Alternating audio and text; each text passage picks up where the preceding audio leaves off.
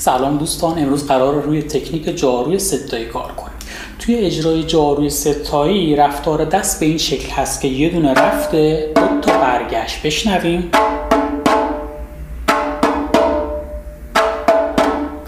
دست پایین،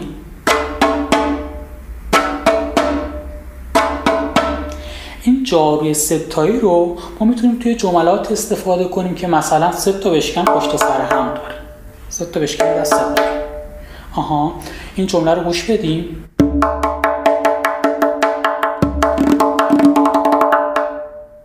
قراره توی میزان اول که 3 تا بشکن دارم 3 تا جارو بذارم. توی میزان دوم که 3 تا بشکن دست پایینه 3 تا جارو بذارم. بشنویم.